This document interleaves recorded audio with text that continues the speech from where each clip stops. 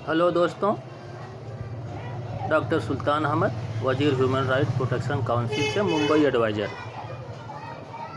दोस्तों, एक बात तो साफ़ हो गई कि ये सरकार, जो केंद्र की सरकार है, वो पब्लिक के दिमाग को अच्छी तरह से स्टडी कर लिया है कि पब्लिक को चाहिए क्या और कैसे पब्लिक को हैंडल करना है, बराबर उसको मालूम है। दोस्तों, पब्लिक को न तो रोज़गार से मतलब है, न कोई इलाज से मतलब है और ना ही और किसी काम से मतलब है।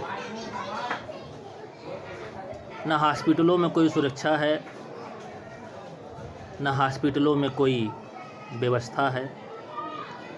डॉक्टर भी परेशान हैं और हॉस्पिटलों में, बहुत से हॉस्पिटलों में भी इस गरीब मानसिकता के लोग पहुंच गए हैं, जो बीमारियों में भी हिंदू मुसलमान कर रहे हैं और ये सरकार उसका भरपूर फ़ायदा उठा रही है। दोस्तों, अब ज़रा सोचो दोस्तों, जब से ये कोरोना वायरस हिंदुस्तान में आया है, लोगों के अंदर कितनी नफ़रतें फैल गई है कि इस बीमारी में भी हिंदू मुसलमान हो रहा है और सरकार इसका भरपूर फ़ायदा उठा रही है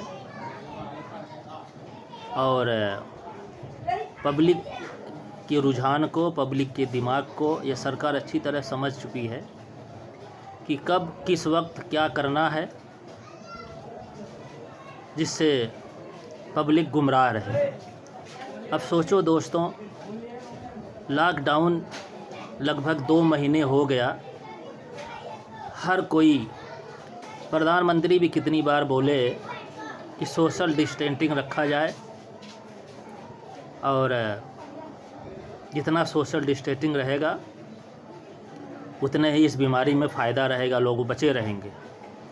40 दिन तक लोगों को इतना परेशान किया गया, मंदिर, मस्जिद, गुरुद्वारे, चर्च, स्कूल, कॉलेज सब बंद कर दिया गया सोशल डिस्टेंसिंग के नाम पर। दोस्तों, और अभी क्या हो रहा है, जो सबसे इम्पॉर्टेंट चीज़ हिंदुस्तान में थी, जिसकी बहुत ज़रूरत थी लोगों को,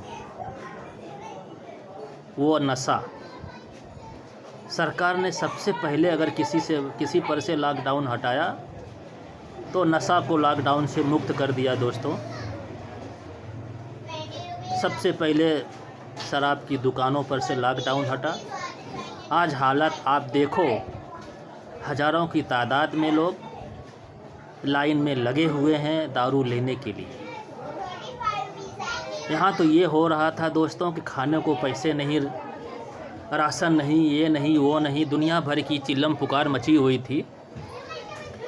इतना दिन से लॉकडाउन है, लोग खाएंगे क्या, लोग पिएंगे क्या, कैसे रहेंगे, घरों में खर्चा नहीं है, ये नहीं है, वो नहीं है। लेकिन दोस्तों, अब सोचो, वही लोग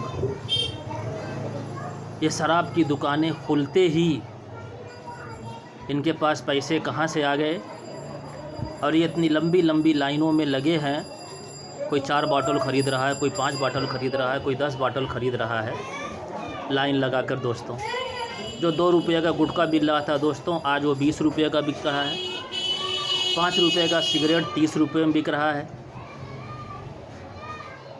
7 रुपये की, 8 रुपये की तंबाकू 100 रुपये में बिक रही है। और ऐसे ही लोग फ्री के राशन के चक्कर में पड़े हुए हैं।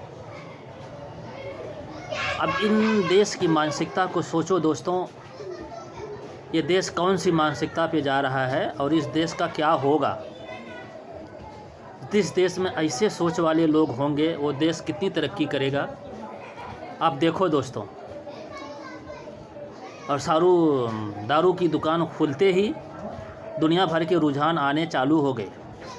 जगह जगह लोग दारू पी कर नौटंकी कर रहे हैं, घरों में औरतों को मार पीट रहे हैं, रास्ते पर पी के पड़े हुए हैं। रास्ते पर गाली गलौज कर रहे हैं। 40 दिन का लॉकडाउन, 2 दिन के दारू की दुकान खुलने में ही सब बराबर हो गया दोस्तों। अब वो पत्रकार भी नहीं है हरामखोर जो मंदिर मस्जिद के चक्कर में चिल्लम पुकार करते थे। अब वो पत्रकार कहाँ मर गए हैं? इनको ये लंबी लंबी लाइनें नहीं दिख रही हैं? सोशल डिस्टेंसिंग कहाँ गई? अब जो दारू की दुकानों में देखो, पान की दुकानों में देखो, गर्दी मची हुई है दोस्तों। ना कोई सोशल डिस्टेंसिंग है, ना कुछ। और तो और दोस्तों, पुलिस भी इसमें इन्वॉल्व हुई है। पुलिस भी लाइन लगवा रही है। और वही अगर कोई गरीब राशन लेने जा रहा है, घर की कुछ ज़रूरत की सामान लेने जा रहा है, तो यही पुलिस इतना जुल्म उनके ऊपर कर रही है कि आप बर्दाश्त के बाहर हो जा रहा है। अब सोचो दोस्तों, जैसे राजा चाहता है, प्रजा भी वैसे ही कर रही है। तो फिर राजा को किस बात की चिंता है दोस्तों? वो तो वही कर रहा है जो पब्लिक को ज़रूरत है।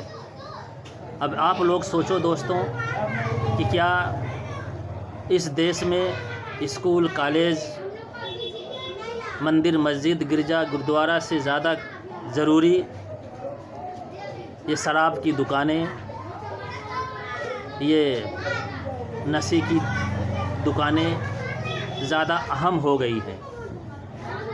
इस देश का भविष्य अब यही लोग तय करेंगे दोस्तों कि इस देश को किस रास्ते पर ले जाना है। और आप लोग भी ज़रा मुझे कुछ बताओ दोस्तों, अगर आप लोगों के भी समझ में कुछ आ रही, अगर मेरी बात आपको भी ज़रा कुछ अच्छी लगी है तो मुझे बताओ दोस्तों कि इस देश को दारू या नशे की ज़्यादा ज़रूरत है या रोज़गार की, भूखे नंगों को खाना खिलाने की, खाने की, राशन की, क्या चीज़ की ज़्यादा ज़रूरत है दोस्तों? अब आप सोचो दोस्तों और ज़रा मुझे भी बताओ। धन्यवाद।